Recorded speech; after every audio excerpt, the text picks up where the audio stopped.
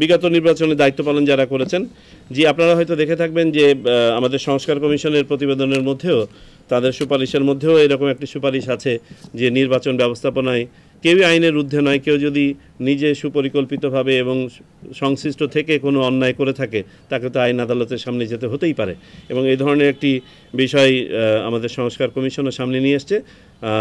নির্বাচন কমিশনের বিষয় না, এটা আইন আদালতের বিষয়। যদি কখনো এটা নিয়ে সে ধরনের কোনো মুভ হয় সেটা আপনারা তখনই দেখতে পাবেন।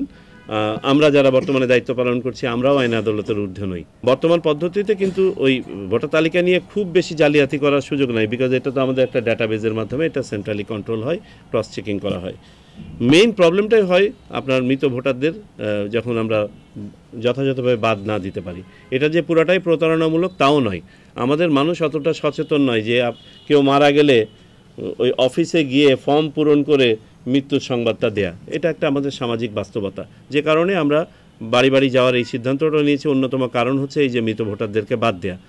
তো আমরা যে এখন পর্যন্ত উপাত্ত আমি যেটা দেখতে পাচ্ছি, আপনি হয়তো ছিলেন না, আমি বলেছি যে যদি এটা 1.5%ও হয় তাহলে প্রায় 18 লক্ষ মৃত ভোটার কাটা পড়বে। আমরা দেখতে পাচ্ছি যে 1% অতিক্রম করে গেছে আরও 2-3 দিন আগেই, আমাদের যা তথ্য এই পর্যন্ত আমরা সংগ্রহ করেছি। তো আমাদের ধারণা এটা 1.5%ও হয়তো অতিক্রম করে যাবে। তো আমাদের যদি 12 কোটি ভোটার থাকে 1.5% হলে মানে 18 লক্ষ, যদি 2% হয় 24 লক্ষ। তার মানে একটা বড় সংখ্যাটা এক্স্যাক্টলি কত হবে এটা হয়তো আজকের পরে গিয়ে আমরা যখন সব জিনিসগুলো সামারাইজ হবে তখন আমরা বলতে পারবো, বাট এটা একটা বড় সংখ্যা।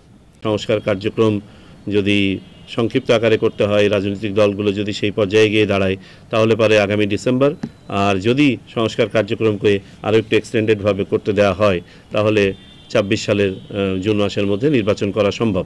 আমরা নির্বাচন কমিশন মোটামুটি এই উইন্ডোটাকে ধারণ করে এর প্রথম অংশটাকে, যেহেতু আমাদের প্রস্তুতির ব্যাপার আছে, আমরা আমাদের প্রস্তুতি এগিয়ে নিচ্ছি।